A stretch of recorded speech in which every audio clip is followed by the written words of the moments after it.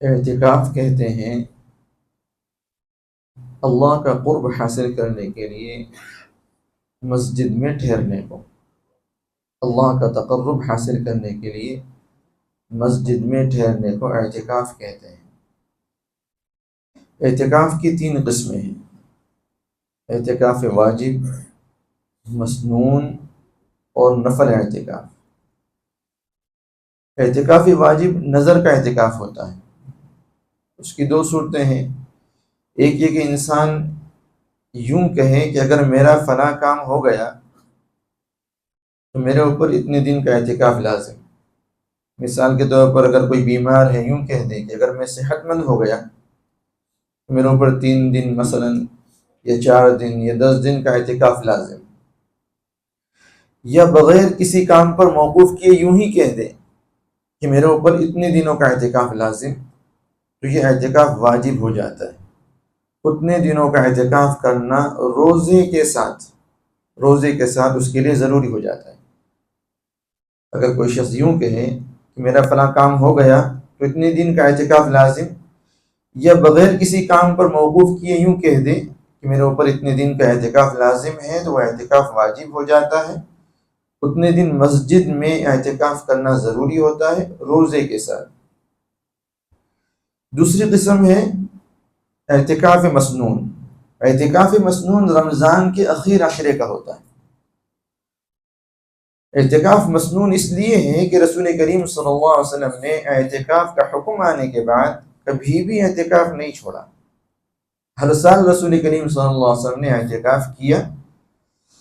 ایک مرتبہ رسول کریم صلی اللہ علیہ وسلم اللہ کے راستے میں تشریف لے گئے، جس کی وجہ سے 1 سال اعتکاف نہیں کر پائے، تو اگلے سال اس کی بھرپائی کی، اس کی تلافی کی اور 20 دن کا اعتکاف کیا۔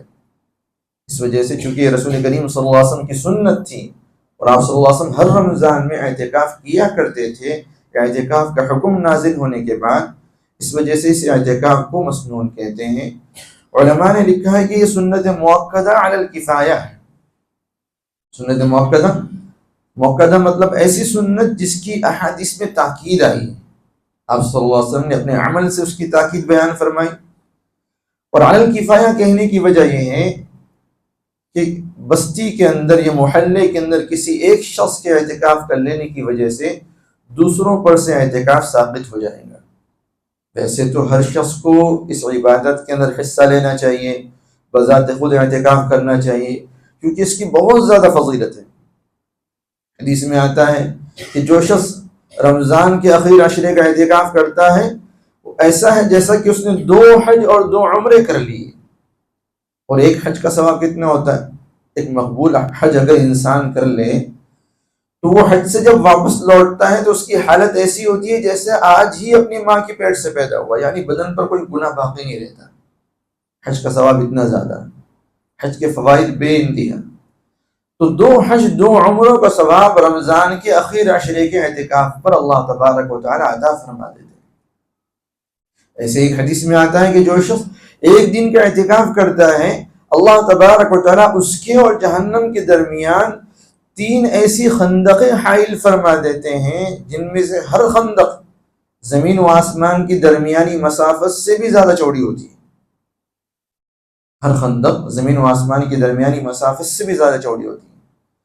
اب آسمان و زمین کے درمیان کتنی مسافت ہے آج ہم سائنس میں بے انتہا ترقی کر چکے ہیں، لیکن نہیں بتا سکتے یہ اسپیس، یہ خلا کتنا وسیع ہے۔ قرآن میں اللہ نے فرمایا وَالسَّمَاءُ بَنَيْنَاهَا بِأَيْدٍ وَإِنَّا لَمُوسِعُونَ، آسمان کو ہم نے اپنی طاقت سے بنایا، وَإِنَّا لَمُوسِعُونَ، اور ہم ہی اس کو وسعت دے رہے ہیں۔ آج سائنس بھی اس کو تسلیم کرتی ہے کہ یہ اسپیس پھیلتا جا رہا ہے، یہ خلا اس میں وسعت پیدا ہوتی جا رہی ہے، بڑھتا جا رہا ہے۔ تو زمین و آسمان کے درمیان کتنی مسافت ہے کوئی نہیں بتا سکتا۔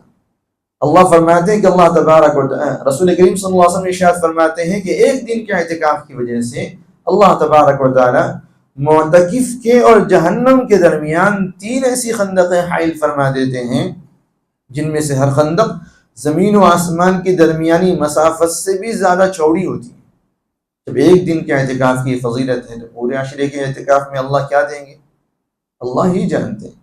اس لیے اعتکاف تو ہر ایک کو کرنا چاہیے، لیکن اگر بستی میں سے یا محلے میں سے کسی ایک شخص نے اگر اعتکاف کر لیا تو اعتکاف کی سنت جو ہے وہ ادا ہو جائے گی، ورنہ سارے کا سارا محلہ، اگر کوئی ایک محلے میں سے کوئی ایک بھی اعتکاف نہیں کیا تو سارا کا سارا محلہ، یا اگر بستی چھوٹی ہے تو ساری بستی ترک سنت کے وبال میں گرفتار ہوگی۔ آپ صلی اللہ علیہ وسلم چونکہ اہتمام سے اعتکاف کیا کرتے تھے، اس لیے سنت مؤکدہ علی الکفایہ ہے، ترک سنت کا گناہ ہوگا اگر پوری بستی میں کوئی بھی اعتکاف نہیں کر پایا، اس لیے پہلے سے اس کا اہتمام کرنا چاہیے، ایسے افراد کو تیار کرنا چاہیے جو اعتکاف کے اندر بیٹھیں اگر اپنی ذات سے بیٹھنے کی ہمت نہیں ہے۔ مسنون اعتکاف کے لیے ضروری ہے کہ رمضان کے پورے عشرے کا، آخری پورے عشرے کا اعتکاف ہو، اور آخری پورے عشرے کا اعتکاف کب ہوگا؟ جب 20ویں روزے کو سورج غروب ہونے سے پہلے اعتکاف کی نیت سے مسجد کے اندر پہنچ جائیں۔ 20ویں روزے کو سورج غروب ہونے سے پہلے اعتکاف کی نیت سے مسجد کے اندر پہنچ جائیں، یعنی 20ویں روزے کا سورج غروب جو ہو اس حال میں ہو کہ معتکف مسجد کے اندر ہو۔ اگر 20ویں روزے کا سورج غروب ہو گیا اور معتکف ابھی مسجد میں نہیں پہنچا تو اس کا اعتکاف مسنون نہیں ہوگا، اس کا اعتکاف جو ہے وہ نفل اعتکاف ہوگا۔ تو مسنون اعتکاف پورے عشرے کا ہوتا ہے، 20ویں روزے کا سورج غروب ہونے سے لے کر چاند دکھنے تک، چاند رات تک۔ چاند دکھ گیا، عید کا چاند دکھ گیا، شوال کا چاند دکھ گیا تو اعتکاف کی مدت ختم ہو گئی، اب معتکف اپنے گھر پہ بھی جا سکتا۔ لیکن بہتر یہ ہے کہ لیلۃ الجائزہ یعنی عید کی رات جو ہوتی ہے وہ بھی وہ مسجد کے اندر ہی گزارے، بہتر ہے۔ ضروری نہیں عید کا چاند دکھ جانے کے بعد اعتکاف ختم کر سکتے ہیں، گھر جا سکتے ہیں، لیکن بہتر یہ ہے کہ لیلۃ الجائزہ یعنی عید کی رات جو ہوتی ہے اس کو بھی مسجد کے اندر گزاریں۔ یہ بھی صحابہ رضی اللہ عنہم سے ثابت ہے۔ جائزہ عربی میں کہتے ہیں انعام کو، لیلۃ الجائزہ یعنی انعام کی رات۔ اس نے محنت کیا، 10 دن تک اعتکاف کیا، جو کچھ بھی کیا اس کا انعام، اس کا بدل لینے کی رات ہے۔ اب اگر اس رات کو چلا گیا، ایسا نہیں کہ اللہ تبارک تعالیٰ بدل نہیں دیں گے، انعام نہیں دیں گے، لیکن انعام لینے کے لیے جہاں محنت کی وہاں حاضر رہنا بہتر ہوتا ہے۔ عام طور پر یہ جو رات ہوتی ہے عید کی رات وہ غفلت کی حالت میں گزرتی ہے۔ دوسرے لوگوں کے لیے بھی، معتکف ہی کے لیے نہیں، دوسرے لوگوں کے لیے بھی ضروری ہے کہ اس رات کا خصوصی اہتمام کرنا چاہیے، عبادت کے اندر، اللہ سے مانگنے کے اندر اس کو گزارنا چاہیے۔ یہ اللہ سے لینے کا موقع ہوتا ہے۔ پورا مہینہ انسان روزہ رکھتا ہے، روزہ رکھ کر اس نے محنت کیا، اب اللہ سے لینے کا موقع ہے۔ دیکھیے میرے بزرگوں، جیسے ہی عید کا چاند دکھتا ہے، یہ شوال کی پہلی رات ہوتی ہے، شیطان آزاد ہو جاتا ہے۔ پورا مہینہ ہم نے جو نیکی کیے تھے، جو ثواب کمائے تھے، وہ سیکنڈز اور منٹوں کے اندر اس کو ضائع کر دیتا ہے۔ ہماری طبیعت سے خوب واقف ہوتا ہے، ایسے اعمال کے اندر ہم کو لگا دیتا ہے کہ سارا مہینے کا کیا کرایا جو ہے اس پر پانی پھر جائے۔ اس لیے اس رات کو خصوصی طور پر اہتمام سے گزارنا چاہیے، اللہ سے مانگنے کے اندر گزارنا چاہیے۔ تو معتکف کو تو خصوصاً اس رات کو عبادت کے اندر گزارنا چاہیے۔ اعتکاف کی جگہ مسجد ہوتی ہے، معتکف کے لیے افضل یہ ہے کہ مسجد حرام میں اعتکاف کرے اگر کر سکتا ہو۔ دوسرے نمبر پر مسجد نبوی کا درجہ ہے، مسجد نبوی میں اعتکاف کرنا چاہیے۔ تیسرے نمبر پر مسجد اقصیٰ کا درجہ ہے، اور چوتھے نمبر پر ہر ایسی مسجد جہاں جمعہ کی نماز ہوتی ہو اعتکاف افضل ہے۔ جہاں جمعہ کی نماز ہوتی ہو وہاں اعتکاف افضل ہے، کیونکہ جمعہ کی نماز بھی ضروری ہے۔ معتکف کے لیے گنجائش ہے کہ اگر اس نے کسی ایسی مسجد میں اعتکاف کر لیا جہاں جمعہ نہ ہوتا ہو تو جمعہ کی نماز پڑھنے کے لیے وہ کسی دوسری مسجد جا سکتا ہے۔ تو بہتر ہے کہ مسجد سے نکلنے کی نوبت ہی نہ آئے، ایسی مسجد میں اعتکاف کریں جہاں پہلے ہی سے جمعہ ہوتا ہو۔ تو معتکف جو ہے اس کے لیے افضل ہے مسجد حرام، دوسرے نمبر مسجد نبوی، تیسرے نمبر پر مسجد اقصیٰ۔ اگر اللہ وہاں لے جائیں تو ان مسجدوں میں اعتکاف کرنا چاہیے۔ رمضان کے ایام کے علاوہ اگر خارجی کسی اور دن میں بھی جائیں تب بھی ایک نہ ایک دن اعتکاف کو تو کرنا چاہیے ان مسجدوں کے اندر۔ اور اگر ان مسجدوں میں اعتکاف کا موقع نہ ملا تو پھر مسجد جامع سے مراد وہ مسجد نہیں جس کا نام جامع مسجد ہے، مسجد جامع سے مراد وہ مسجد نہیں جس کا نام جامع مسجد ہے، مسجد جامع سے مراد وہ مسجد جہاں جمعہ کی نماز ہوتی ہے۔ ہر وہ مسجد جامع ہوتی ہے جہاں جمعہ کی نماز ہوتی ہو، تو اس مسجد میں اعتکاف کرنا چاہیے۔ معتکف جو ہے ہر لمحہ عبادت کے اندر ہوتا ہے، اس لیے اس کے لیے ضروری ہے کہ وہ مسجد کے اندر ہی رہے۔ اعتکاف کا سب سے بڑا عمل اس کا مسجد کے اندر رہنا ہے، معتکف کا مسجد کے اندر رہنا ہے۔ معتکف اگر بغیر کسی ضرورت کے، بغیر کسی شرعی ضرورت کے، بغیر کسی انسانی ضرورت کے اگر مسجد سے باہر تھوڑی دیر کے لیے بھی نکل گیا تو اس کا اعتکاف ٹوٹ جاتا ہے۔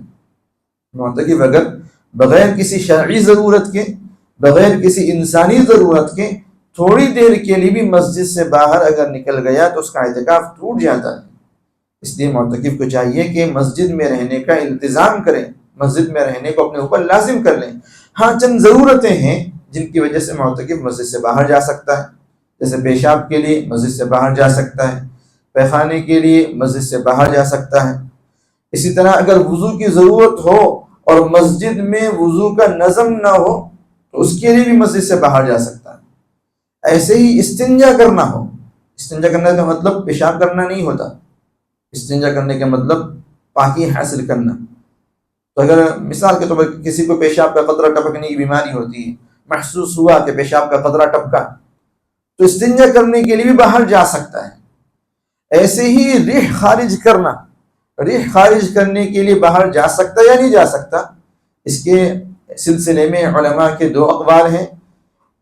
درمیانی قول یہ ہے کہ اگر خروج ریح سے، ریح کے خارج ہونے سے دوسروں کو تکلیف پہنچنے کا خطرہ ہو تو پھر باہر جا کر ریح خارج کرنی چاہیے، اور اگر ریح کے خارج کرنے سے دوسروں کو تکلیف پہنچنے کا خطرہ نہ ہو تو معتکف کے لیے مسجد میں بھی ریح خارج کرنے کی گنجائش ہے۔ بعض احادیث اس پر دلالت کرتی ہے، کچھ احادیث اس پر دلالت کرتی ہے کہ مسجد میں معتکف کے لیے ریح خارج کرنے کی گنجائش ہے، ورنہ عام لوگوں کے لیے مسجد میں ریح خارج کرنے کی گنجائش نہیں ہے، بلکہ کسی بھی بدبودار چیز کو کھا کر مسجد میں آنا منع کیا گیا، اس لیے کہ مسجد جو ہے وہ فرشتوں کی جگہ ہے اور فرشتے بدبودار چیزوں سے اذیت محسوس کرتے ہیں۔ اس لیے رسول کریم صلی اللہ علیہ وسلم نے پیاز کھا کر مسجد میں آنے سے منع کیا، لہسن کھا کر مسجد میں آنے سے منع کیا کہ ان کی بو سے فرشتوں کو تکلیف ہوتی ہے۔ ایسا نہیں کہ پیاز کھانا منع ہے، پیاز کھانا منع نہیں ہے، پیاز کھا کر مسجد آنا منع ہے۔ لہسن کھانا منع نہیں ہے، لہسن کھا کر مسجد آنا منع ہے، کیونکہ ان کے اندر بدبو ہوتی ہے، بدبو سے فرشتے اذیت محسوس کرتے ہیں، تکلیف محسوس کرتے ہیں۔ ایسے ہی وہ لوگ جو بیڑی سگریٹ کے عادی ہوتے ہیں، ان کو بھی اگر وہ مسجد آئے تو کلی کر کے دانت صاف کر کے آئیں۔ تو ایسے ہی معتکف کو بھی ریح خارج کرنے کی گنجائش ہے معتکف کے لیے، دوسروں کے لیے نہیں، لیکن شرط یہ ہے کہ بو سے، ریح کی بو سے دوسروں کو تکلیف پہنچنے کا خطرہ نہ ہو تو پھر ریح خارج کرنے کی گنجائش ہے۔ اگر تکلیف کا خطرہ ہو تو پھر باہر جا کر ریح خارج کرنی چاہیے۔ معتکف کو ہاتھ دھونے کے لیے یا کلی کرنے کے لیے مسجد سے باہر نہیں جا سکتا، مسواک کرنے کے لیے مسجد سے باہر نہیں جا سکتا۔ ہاں اگر ان چیزوں کی ضرورت ہے تو پیشاب کے لیے جا رہا ہے تو جاتے جاتے مسواک کر لے، وضو کے لیے نکل رہا ہے تو وضو کرتے کرتے مسواک کر لے، کلی کر لے، ہاتھ دھو لے۔ باقاعدہ ہاتھ دھونے کے لیے یا کلی کرنے کے لیے یا مسواک کرنے کے لیے مسجد سے باہر نہیں جا سکتا، بلکہ مسجد کے اندر ہی معتکف کے لیے ایسا نظم ہونا چاہیے کہ اگر اس کو کلی کی ضرورت پڑے یا مسواک کی ضرورت پڑے تو مسجد کے اندر ہی وہ مسواک کر لے، باقاعدہ اس کے لیے باہر نکلنا اس کی گنجائش معتکف کے لیے نہیں ہوگی۔ اب اگر کسی شخص کو غسل واجب کی ضرورت پڑ گئی، معتکف ہے، اعتکاف کی حالت میں ہے، غسل اس پر واجب ہو گیا تو اس کے لیے بھی باہر نکل سکتا۔ ہاں جو غسل ٹھنڈک کے لیے کیا جاتا ہے اس کے لیے معتکف کو نکلنے کی گنجائش نہیں ہے۔ ایسے جمعہ کا جو مسنون غسل ہے اس کے لیے بھی معتکف باہر نہیں نکل سکتا۔ جو غسل لازم ہے اس کے لیے تو نکل سکتا ہے، لیکن جو غسل لازم نہیں ہے، ٹھنڈک کا غسل ہو یا جمعہ کا غسل ہو، اس کے لیے معتکف کو نکلنے کی گنجائش نہیں ہے۔ اگر بدن میں گندگی محسوس ہو رہی، پسینہ محسوس ہو رہا تو آج الحمدللہ اس کا نظم ہو سکتا ہے، ویٹ ٹیشوز ہوتے ہیں جس کے ذریعے سے بدن یا بغل صاف کی جا سکتی ہے، تو مسجد میں رہتے ہوئے صفائی کی جا سکتی ہے، معتکف کے لیے اس کی گنجائش ہے۔ لیکن باقاعدہ بدن صاف کرنے کے لیے، پسینہ صاف کرنے کے لیے نہانے کی ضرورت ہے یا ٹھنڈک کے لیے نہانے کی ضرورت ہے تو اس کے لیے معتکف مسجد سے باہر نہیں نکل سکتا۔ ہاں اگر کسی مسجد کے اندر اگر پورٹیبل واش روم کا اگر نظم ہو جائے اس طریقے سے کہ مسجد کے اندر پانی کا قطرہ نہ گرے اور جو ہے مسجد میں رہتے ہوئے اگر غسل کرنا ممکن ہو تو پھر غسل تبرید یعنی ٹھنڈک والا غسل بھی معتکف کر سکتا ہے۔ اگر کسی مسجد کے اندر ایسا نظم کر دیا جائے کہ مسجد کے اندر جو پورٹیبل جو ہے غسل خانہ لگا دیا جائے، باتھ روم لگا دیا جائے کہ مسجد لیکن ملوث بھی نہ ہو، گندی بھی نہ ہو، پانی کا قطرہ بھی مسجد کے اندر نہ ٹپکے، تو پھر اس صورت میں معتکف کے لیے گنجائش ہوتی ہے کہ وہ مسجد میں رہتے ہوئے ٹھنڈک والا غسل کر سکتا ہے۔ بعض مسجدوں میں اس کا نظم کیا جاتا ہے کہ جو ہے مسجد میں پورٹیبل واش روم یا باتھ روم لگا دیا جاتا ہے جس کے ذریعے سے وہ معتکف جو ہے مسجد میں بھی غسل کر سکے، تو ایسی صورت میں تو غسل کر سکتا ہے ٹھنڈک والا، ورنہ مستقل مسجد سے نکل نہیں سکتا ٹھنڈک والے غسل کے لیے۔ ہاں اگر معتکف کھانے کا نظم نہ ہو سکے، کوئی کھانے والا نہ میسر ہو سکے، تو مسجد سے کھانا لانے کے لیے بھی معتکف جا سکتا ہے، کیونکہ کھانا بھی انسانی ضرورت میں سے۔ تو اگر کوئی فرد ایسا مل جائے جو اس کے گھر سے کھانا لا کر دے دے یا کہیں سے کھانا لا کر دے دے تو پھر مسجد سے نہیں نکل سکتا معتکف۔ لیکن اگر کوئی فرد ایسا نہ ملے جو گھر سے اس کے لیے کھانا لانے کا انتظام کرے، تو پھر اس صورت میں معتکف کو گھر سے مسجد سے نکل کر گھر جانے کی، گھر سے کھانا لا کر مسجد میں کھانے کی گنجائش ہے۔ معتکف کے لیے مسجد میں کھانا جائز ہے، رسول کریم صلی اللہ علیہ وسلم سے مسجد میں کھانا کھانا ثابت ہے، تو مسجد ہی میں کھانا کھانا چاہیے۔ اور اگر مسجد میں کھانے کا نظم نہیں ہو سکتا ہے تو لا کر کھانا کھانا چاہیے، اس کے ذریعے سے اس کا اعتکاف متاثر نہیں ہوگا۔ اب اگر ان چیزوں کے علاوہ کسی اور چیز کے لیے مسجد سے نکلا، ان چیزوں کے علاوہ کسی اور چیز کے لیے مسجد سے نکلا، تو اس صورت میں اس کا اعتکاف فاسد ہو جائے گا۔ اور اگر اعتکاف مسنون فاسد ہوا تو اس صورت میں اس کی قضا بھی ضروری ہوگی۔ بعض علماء تو کہتے ہیں کہ پورے 10 دن کی قضا کرنی پڑیں گی، لیکن صحیح قول یہ ہے کہ ایک ہی دن کی قضا کرنی ہوگی۔ دیکھا جائے گا کہ کس وقت اعتکاف فاسد ہوا۔ اگر دن میں اعتکاف فاسد ہوا تو پھر اعتکاف کی قضا کی صورت یہ ہوگی کہ صبح صادق سے پہلے مسجد کے اندر آ جائے اور سن سیٹ پر غروب آفتاب پر مسجد سے نکل جائے، اعتکاف کی قضا ہو جائے گی۔ لیکن اگر رات کے وقت اعتکاف فاسد ہوا تو پھر پورے 24 گھنٹے کا اعتکاف کرنا ہوگا، جس کی شکل یہ ہوگی کہ غروب آفتاب سے پہلے، کسی دن غروب آفتاب سے پہلے مسجد کے اندر چلا جائے اور اگلے دن غروب آفتاب پر مسجد سے باہر نکلے۔ رات میں اعتکاف فاسد ہوا تو پورے 24 گھنٹے کی جو ہے قضا کرنی ہوگی۔ دن میں اعتکاف فاسد ہوا تو صبح صادق سے لے کر غروب آفتاب تک کے اعتکاف کی قضا کرنی ہوگی۔ اور اعتکاف کے لیے روزہ ضروری ہے، اگر معتکف جو اعتکاف کے اندر بیٹھا ہوا ہے اس کا روزہ کسی وجہ سے ٹوٹ گیا، چاہے وجہ کیسی ہی ہو، تو اعتکاف بھی ساتھ میں ٹوٹ جائے گا، اعتکاف بھی ساتھ میں ختم ہو جائے گا۔ جب اعتکاف کی قضا کرے گا تب بھی روزہ رکھنا ضروری ہے۔ جو اعتکاف کی 2 قسمیں ہیں، اعتکاف واجب اس کے لیے بھی روزہ شرط ہے، اور اعتکاف مسنون اس کے لیے بھی روزہ شرط ہے۔ اگر معتکف کا روزہ کسی وجہ سے ٹوٹ گیا تو اس کا اعتکاف بھی ٹوٹ جائے گا۔ جب اعتکاف کی قضا کریں گا تب بھی روزے کے ساتھ قضا کرنا ضروری ہوگا۔ اعتکاف کی نظر مانا تھا تو صرف اعتکاف ہی نہیں کرے گا، ساتھ ساتھ میں روزہ بھی رکھے گا۔ ایسے مسنون اعتکاف کر رہا ہے تب تو رمضان کا موقع ہوتا ہے، روزہ رکھتے ہی ہیں۔ لیکن اگر مسنون اعتکاف ٹوٹ گیا اور اس کی مان لیجئے شوال کے مہینے میں اگر قضا کر رہا ہے تو روزے کے ساتھ قضا کرنی ہوگی۔